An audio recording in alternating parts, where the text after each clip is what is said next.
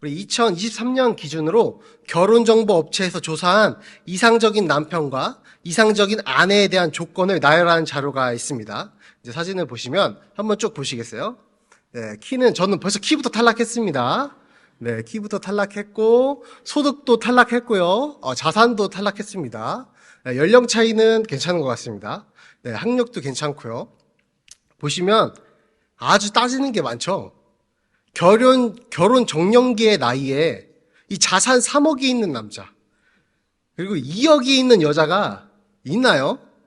저는 제 주변에서 찾을 수가 없습니다. 이게 평균의 오류라고 합니다. 사실 저 조건을 만족하는 사람들은 얼마나 있을까요? 많이 쳐줘야 한 5% 되는 소수일 것입니다. 그죠? 근데 이게 날이 갈수록 이 한국 사회에 이렇게 극명하게 차이가 나기 시작합니다. 빈부격차도 커지고 사회적인 인식이나 그런 경쟁력, 그 모든 면에서 차이가 커지기 때문에 대부분의 사람들이 저 조건을 달성하지 못하는데요. 저것을 평균이라고 생각하게 되는 것입니다. 특히나 이제 저희 또래는 이 SNS에 찌들었기 때문에 젊은 세대들은 저것을 평균이라고 믿게 됩니다. 자신은 저기에 미치지 못하니까 그냥 삶을 포기해버리거나 부정적으로 변하고 결혼을 포기하고 자녀 낳기를 포기하는 세상이 와버린 것입니다. 이제 그림을 내려주셔도 됩니다. 이제 그만 보시면 됩니다. 자꾸 저기에 몰입되면 안 됩니다. 우리는 저 조건에 따라가지 않는 사람들이기 때문에 몰입되면 안 됩니다. 그래도 이제 교회에는 신앙생활을 잘하는 청년들이 많잖아요. 아직까지는. 제가 그리고 전도사가 되고 이제 결혼 적령기에 든 저희 친구들, 같이 청년 생활을 했던 그 친구들이, 특히 이제 제가 남자니까 당연히 자매들이 잘 믿는 남자를 소개해달라고 계속해서 연락이 가끔 옵니다. 교회에 잘 믿는 남자를 찾기 어렵다고 연락이 많이 오는 거예요. 실제로 교회에서는 청년 남자보다는 여자가 많은 경우가 더 많습니다. 그럼 제가 한결같이 하는 말이 있습니다. 한결같이. 잘 믿는 남자들 다 신대원에 와 있다. 제가 이 소리를 계속합니다. 신대원에 다 모여있다. 신대원은 남녀 비율이 9대1이다. 잘 믿는 남자 다 여기 있다. 신대원생 소개해줄 테니까 받아라. 라고 말하면 아주 질색을 합니다. 아주 질색을. 저한테 한 명의 이제 친구는 저한테 심각하게 이런 말을 한 적이 있습니다. 너 밖에 나가서 밤에 홍대에 가 있는 사모 한번 볼래? 막 이러면서 절대로 자신은 사모가 되지 않을 거라고 신대원생을 소개하지 말라고 말하곤 합니다. 그러니까 믿음 좋은 사람을 원하지만 신대원생은 안 된다는 것이죠. 그러면 제가 이제 결혼한 게 얼마나 축복인지 모르겠습니다. 이제 그리스도인이라도 사실은 우리가 그리스도인이지만 우리가 사는 삶, 이 현실이란 것을 생각하지 않을 수 없기 때문입니다. 근데 오늘 이 보아스와 룻은 사뭇 다른 모습을 보여주게 됩니다. 어떤 점들이 이들을 만나게 만들었을까요? 오늘 본문에 나오미와 룻이 돌아왔을 때 베들레헴은 축제였습니다. 왜 그렇죠? 하나님께서 우리가 본 것처럼 그들의 백성을 돌보셔서 양식이 많아졌고 보리 추수가 시작됐기 때문입니다. 그렇기 때문에 베들레헴 사람들은 수확을 기대하면서 즐거워하던 상황이었습니다. 그런데 우리가 지금 이 스토리를 쭉 읽어나가면서 이 주인공인 나오미와 룻은 텅 빈 상태였고 아무리 노력해도 그 고통과 좌절을 벗어나 희망이 보이지 않는 상황인 것을 계속해서 봤습니다. 여기서 살아서 농사를 지어서 그 수확물이 있는 것도 아니고 심지어 남편도 없고 자식도 없기 때문에 이 당시에 남자가 없다는 것은 가장 비참한 상황인 것을 우리가 알고 있기 때문에 그들은 그렇게 가장 낮은 자리, 아무것도 없는 자리에 있었다는 것입니다. 그래서 이들은 모두가 즐거워했지만 그들이 할 수 있는 것은 없었고 밭에서 이삭을 줍는 것밖에 떠올리지 못했습니다. 근데 우리는 이런 상황을 예상하고 이제 첫 부분을 읽어나가는데 성경은 뜬금없이 보아스라는 인물을 등장시킵니다. 그리고 등장과 동시에 이 보아스라는 사람이 어떤 사람인가 명확하게 설명해주기 시작합니다. 이것은 성경에서 어떤 인물의 성격까지도 아주 자세히 설명한다는 것은 굉장히 특별한 경우입니다. 당연하게 룻기의 중요한 인물로 이야기를 중심적으로 끌어갈 것을 우리는 알게 됩니다. 먼저 유력한 자라고 표현합니다. 이 유력한 자는 세 가지의 의미로 표현됩니다. 먼저 남자인데 권세 있고 강한 자.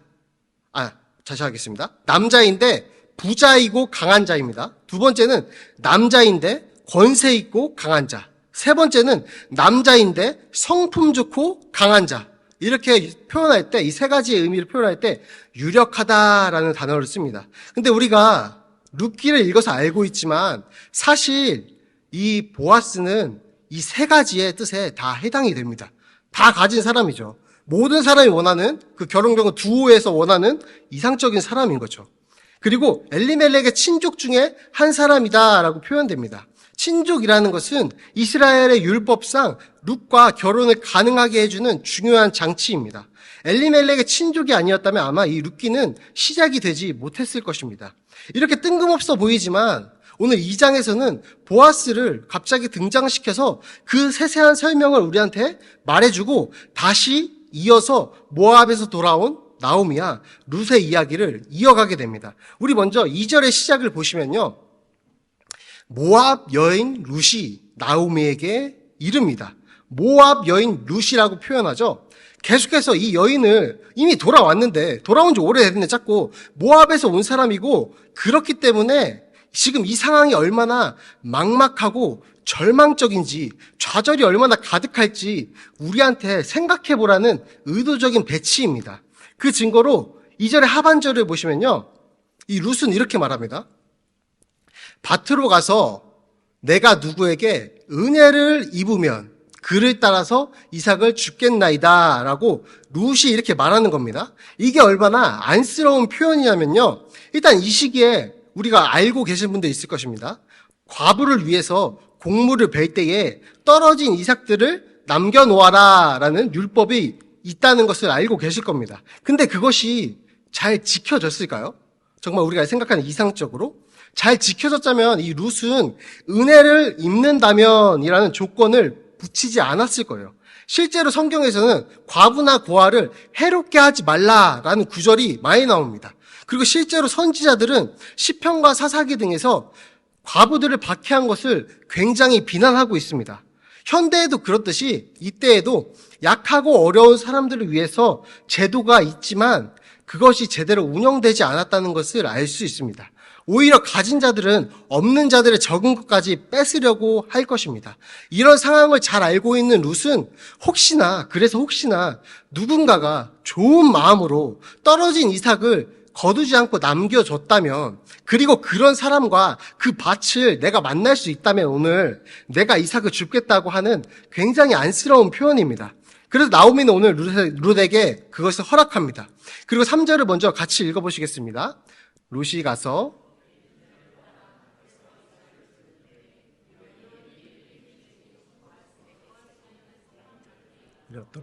무슨 단어가 보이시죠? 네, 당연히 보이시죠? 제가 아주 키워놨기 때문에 보이실 겁니다. 우연히라는 단어가 눈에 보입니다. 우연히. 아까 성경 기자가 등장시킨 보아스의 밭에 우연히 가게 되었다는 것입니다. 근데 우리는 좀 이런 생각을, 의문을 가져야 할 필요가 있습니다.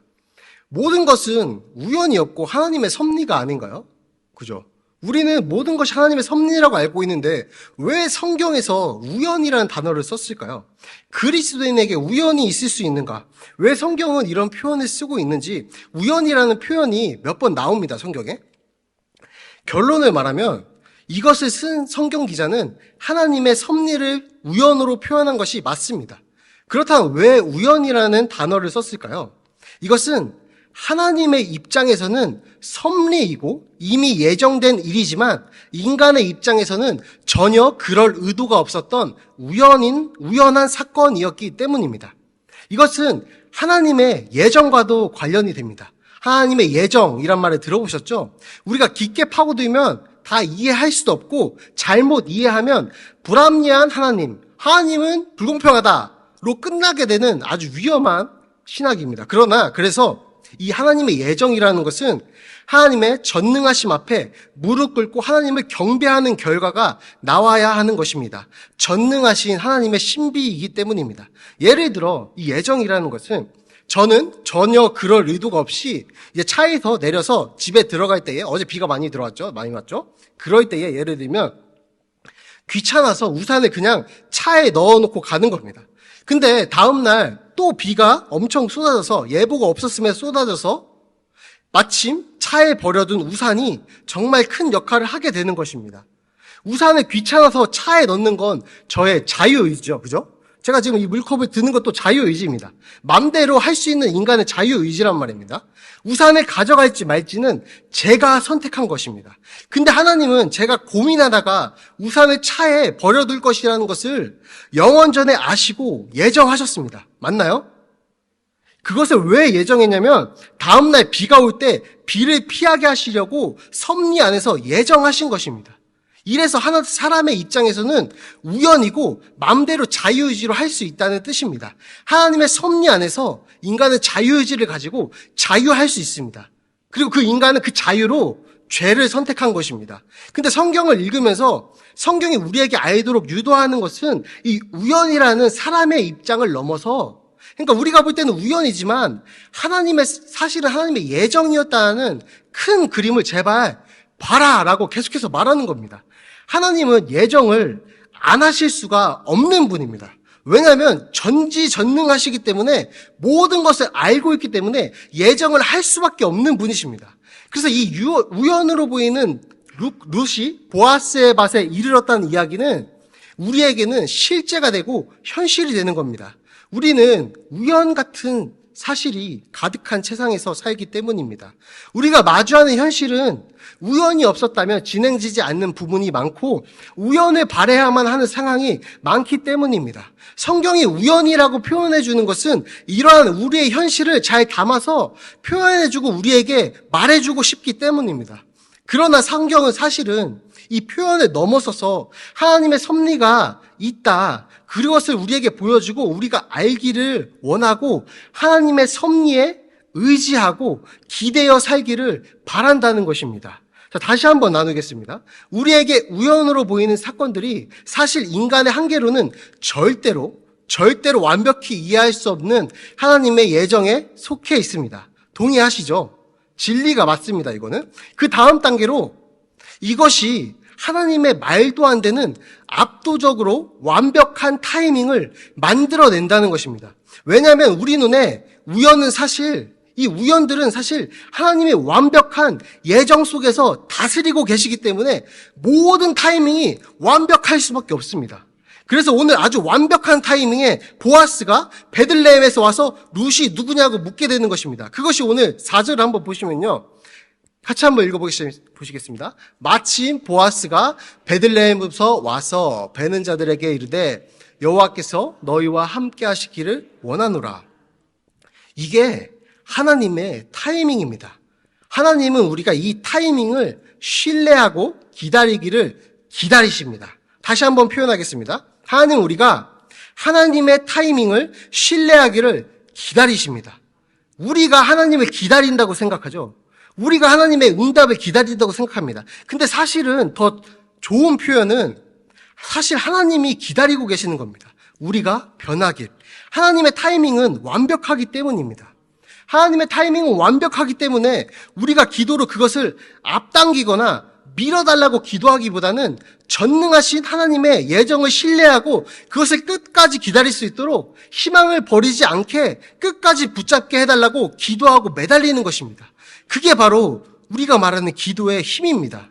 이 완벽한 하나님의 섭리에 따른 타이밍으로 보아스가 베들레헴부터 돌아왔고 이는 누구의 소녀나? 라고 묻게 됩니다. 보아스는 단순하게 아무런 마음에 어두운 마음 없이 어떻게 작업해보려는 마음이 없습니다. 그냥 순수하게 이 소녀가 누구의 딸인지 대체 어디에 속한 딸인지 알고 싶어서 질문을 던집니다. 보아스의 질문에 사화는 6, 7절을 통해서 자기가 본 소녀의 정보를 나열하기 시작합니다. 우리 함께 6절과 7절을 읽어보겠습니다. 베는 자를 거느린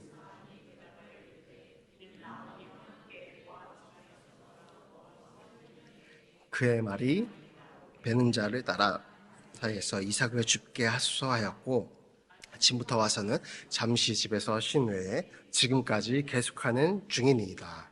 아멘. 제가 이제 강조해 놓은 것을 이제 주의 깊게 읽으시면 되는데요. 이 나오미와 함께 모압 지방에서 돌아온 모압 소녀라고 합니다. 계속해서 모압 소녀라는 걸 강조하고 있죠. 그리고 이 강조점은 계속해서 처절하고 비참한 상태라는 것을 잊지 않고 함께 떠올려 주세요라고 하는 장치라고 했습니다. 그리고 이삭을 죽게 해달라고 요청했습니다. 그리고 아침부터 와서 잠시 집에서 쉰 외에는 계속 일한다고 했습니다. 근데 이 잠시 집에서 쉰 외에 이게 이제 여러 주석을 참고해 봤는데요. 이것은 정확하게 해석하기 어렵다고 합니다. 그러니까 일하다가 잠시 쉴 집이 근처에 있었다는 것인지, 아니면 집에 가지 못할 정도로 열심히 했다는 것인지, 집이 화장실을 말했던 것인지 정확하지는 않다고 합니다. 그러나 모두가 동의하는 사실은 룻은 근면하고 성실한 사람으로서 자신의 열심을 다해서 애써서 일하는 그런 여인이었다는 것입니다.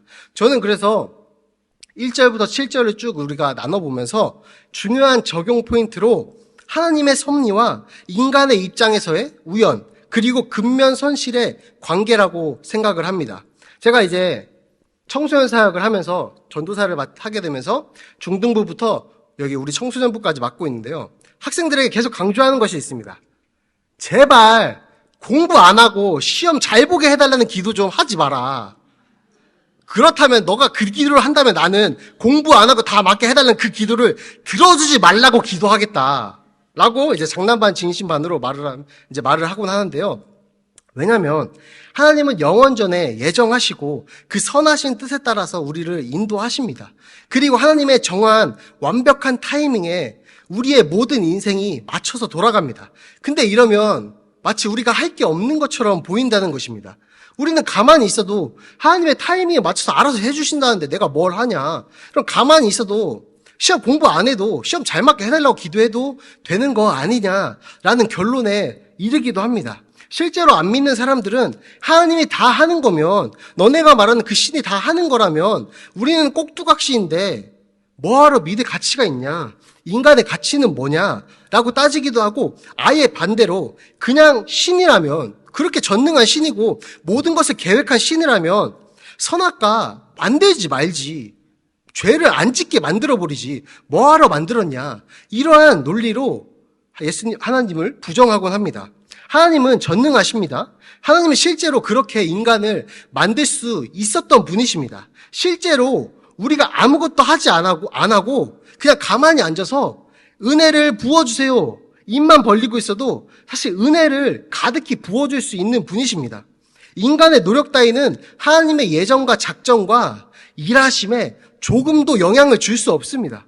근데 성경을 보면 하나님은 그럼에도 불구하고 우리를 통해서 일하기로 결정하셨다는 것입니다. 항상 사람을 통해서 일하셨다는 것입니다. 그럴 필요가 없으신 분이 항상 사람을 통해서 일하기로 결정했다는 것입니다. 그게 하나님의 방법입니다. 하나님이 정하셨다면 그것이 옳은 것입니다. 즉 우리가 의지를 내어서 애쓰고 열심히 노력하기를 바라신다는 것입니다. 하나님은 오늘 룻기를 통해서 우연으로 보이는 섭리로서 나오미와 룻을 보호하시고 인도하시기 위해서 보아스의 밭으로 인간의 입장에서 우연으로 보이게 이끄셨습니다. 근데 그 속에서 우연처럼 하나님의 예정에 의해서 이끌렸지만 그 속에서 분명하게 작용한 인간 룻의 노력이 있다는 것입니다. 그것은 바로 룻의 근면함과 성실함입니다. 룻은 적극적으로 자신이 나가서 밭에 가서 이삭을 줍겠다고 의지를 냈습니다. 어머니 당신은 왜 가만히 있냐, 당신도 나가서 일해라, 지금 그 나이 가릴 처지냐 라고 할 수 있었겠지만 별 볼 일 없는 시어머니를 무시하고 업신 여기면서 높은 자세를 취할 수 있었겠지만 룻은 겸손하게 어머니를 섬기면서 먼저 자신이 희생해서 시어머니와 자신을 살리고자 성실하게 애썼다는 것입니다. 영원전에 하나님의 섭리가 있었고 그 섭리가 있은 후에 룻의 근면하고 성실하게 애쓰는 노력이 같이 작용했다는 것입니다. 이것이 이제 훌륭한 신학자인 헤르만 바빙크라는 사람이 있습니다. 이름은 잊어버리셔도 됩니다. 이 사람은 이것을 뭐라고 표현했냐면요, 신비적인 신적 협력이라고 표현했습니다. 쉽게 말하면 1차 원인인 가장 큰 원인인 하나님께서 시작을 하시지만, 모든 것을 시작을 하시지만 2차 원인, 작은 원인이 되는 우리의 자유의지, 자유선택 의지가 반드시 필요하다는 것입니다. 믿음도 마찬가지입니다. 하나님께서 믿음을 선물로 주시는 것은 너무나 확실한 놀라운 사실입니다. 하지만 믿음이라는 선물은 그 선물 자체만으로 단독적으로 역사하지 않고 2차로 우리가 믿을 때에, 의지를 내서 그 믿음을 믿을 때에 참된 하나님의 일하심이 생긴다는 것입니다. 이와 관련해서 저의 이야기를 좀 들려드리고 싶은데요. 제가 이제 코로나가 시작하는 때에 신대원을 가기로 결심했습니다. 남들은 이제 신대원을 가기로 결심하면 입시 준비한다고 정말 하루 종일 성경을 공부합니다. 진짜 10시간, 막 8시간씩 성경 읽고 줄 치고 계속 외우고. 근데 저는 알바를 안 하고는 누군가의 지원을 바랄 수 없는 형편이었습니다. 공부만 할 수 있는 형편이 아니었다는 것이죠. 그래서 저는 공부해보자고 이제 조금 편한 일을 선택했습니다. 바로 편의점인데요. 제가 편의점에서 그래서 하루에 8시간씩 일을 했습니다. 사실 이제 주변에서 그런 소리가 많았습니다. 아니 그냥 일하지 말고 공부만 하면서 기도해봐라. 그럼 누가 채워주지 않겠냐. 근데 저는 저의 삶을 뒤돌아볼 때 그런 식으로 저를 이끌어 가시진 않았던 것 같습니다. 저는 항상 무엇인가를 애쓰면서 노력하면서 동시에 저의 최선을 다했을 때 하나님께 역사하셨다는 것을 경험으로 느꼈기 때문에 내가 생각할 때는 일하면서 그 속에서 나의 최선을 다하는 게 맞는 것 같아라고 생각했습니다. 이 성경으로 문제를 만들면 몇 문제가 나올까요? 이 성경에 하나하나를 뜯으면 몇만 문제는 나올 겁니다. 그죠?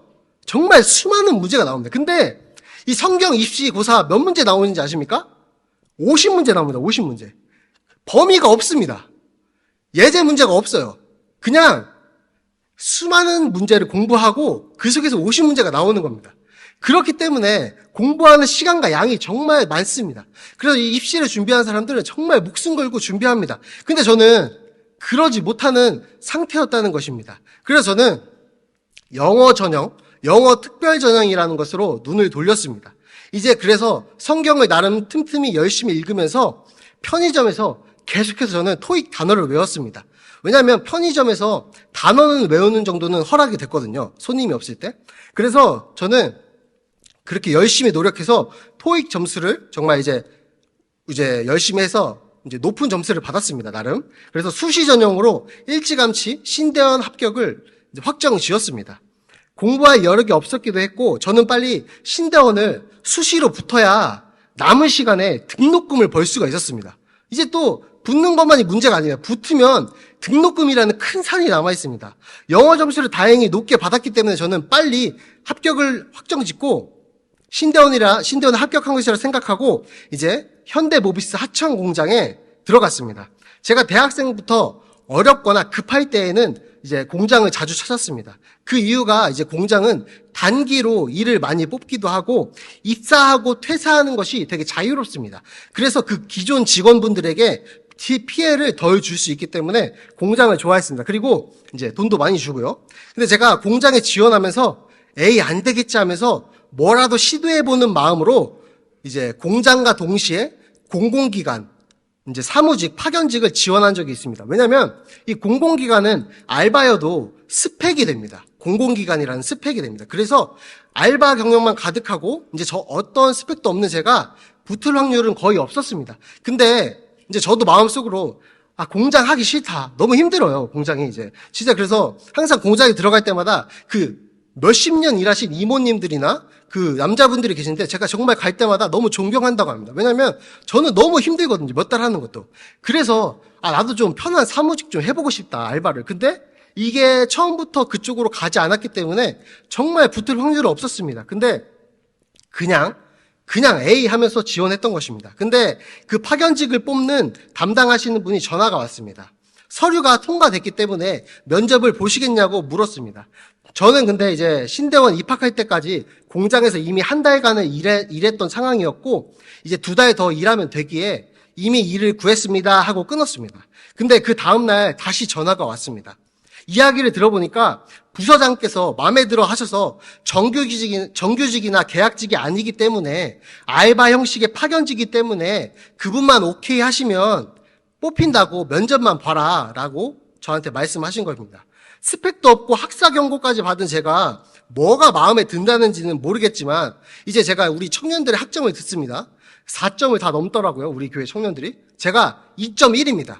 2.1. 고등학교는 전교 2등으로 졸업했지만 대학교는 아직도 기억합니다. 136명 중에 134등으로 졸업했습니다. 이제 아주 날라리로 산 거죠. 완전히 망가져서. 이런 제가 뭐가 마음에 든다는 거지? 이러한 의문을 가지고 면접장에 들어갔습니다.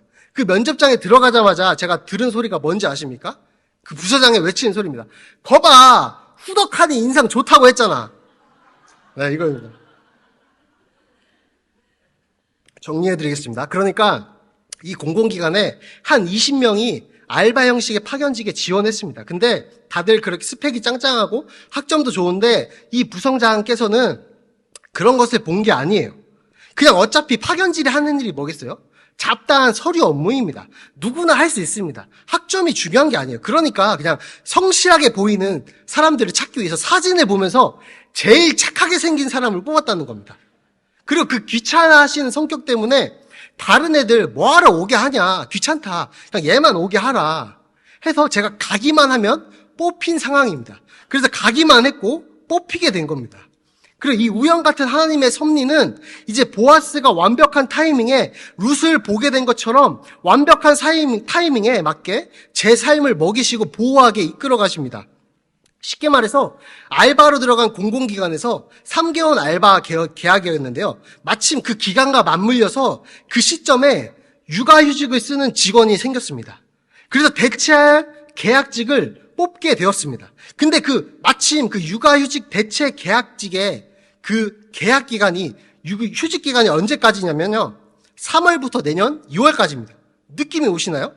그때는 마침 코로나 기간이어서 제가 신대원에 입학했지만 모든 수업이 녹화로 진행됐습니다.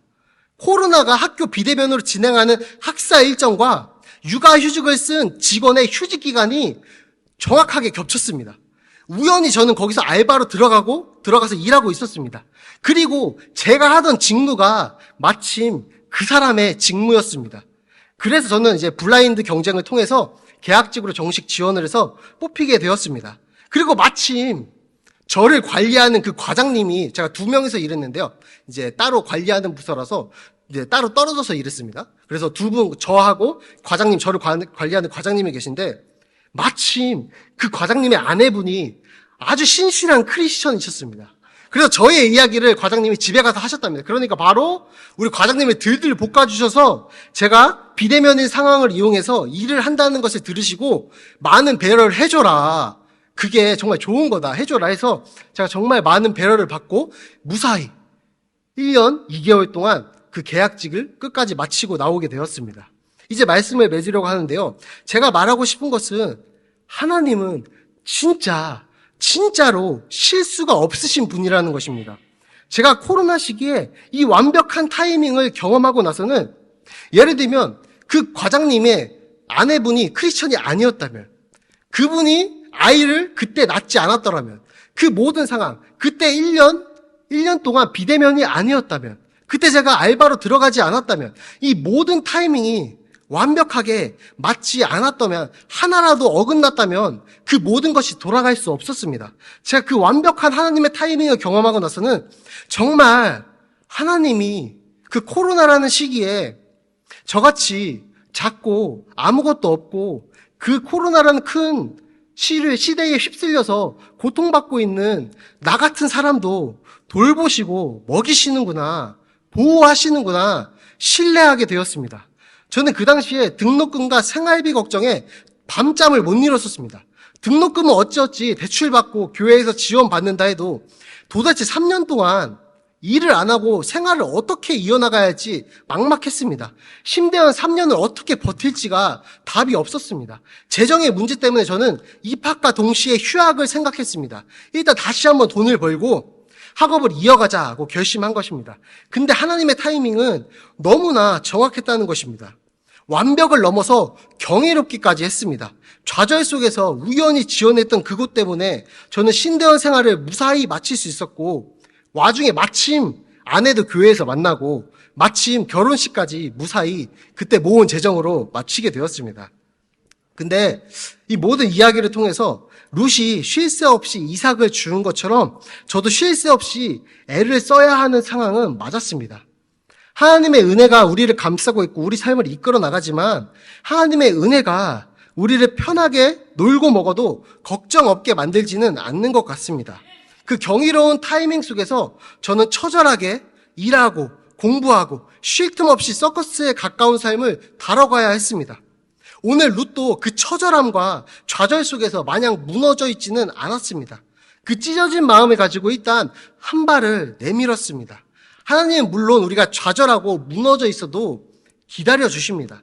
근데 분명한 것은 우리가 어느 시기가 오면 하나님의 타이밍에 발 맞추기 위해서 룻처럼 슬픈 마음을 담고 있지만 어디로 가야 은혜를 입을지 도저히 알 수 없지만 우리의 눈에 그 은혜를 입을 곳이 도저히 보이지 않지만 일단 한 발을 내딛어야 할 때가 온다는 것입니다. 하나님은 우리의 그 작은 한 발 내딛는 것이 사실 필요 없으신 분이지만 우리에게 그 한 발을 내딛을 것을 요구하시고 기다리십니다. 하나님은 그 작은 한 발을 통해서 일하시려고 기다리고 계신다는 겁니다. 오늘 우리 가운데에 수많은 선택 속에서 밤새 잠 못 이루는 분이 계시다면 일단 한 발을 내딛는 결심을 하시기를 도전드립니다. 좌절과 고통 속에서 무너져 있으신 분이 있다면 그럼에도 불구하고 일어나서 다시 한번 세상으로 한 발 내딛으시기를 도전드립니다. 그때의 하나님은 영원전에 완벽하게 준비하신 모든 타이밍에 맞추셔서 우리를 인도하시고 이끄실 것을 확신합니다. 끝까지 기도하시기 바랍니다. 처절하게 하나님을 부르짖으면서 매달리시면 좋겠습니다. 하나님의 완벽하신 계획과 경이로운 타이밍을 신뢰하고 그 소망을 놓지 않게 해달라고 끝까지 기도하시는 겁니다. 그리고 한 발 한 발 내딛는 것입니다. 그때에 우리는 하나님의 놀라운 타이밍을 경험하게 되고 그 경험들이 우리 신앙의 담대함으로 견고해져서 그것을 우리의 경험치 삼고 우리가 성장한 후에 고통받는 우리의 이웃에게 나눠줄 수 있는 경험이 되고 여전히 꿈을 찾지 못하고 방황하는 우리의 자녀들에게 나눠줄 유산이 된다는 것입니다. 우리의 삶에서 우연을 만날 때 그것이 하나님의 섭리임을 인식하고 그 은혜를 충분하게 누리고 담대하게 우리의 걸음을 내딛고 그 소망으로 지금의 룻과 같은 우리의 차가운 현실을 살아가는 그 힘을 얻는, 그 현실을 이겨내는 힘을 얻는 우리 하나사랑의 교회 성도님들이 되시기를 주님의 이름으로 축복합니다. 아멘.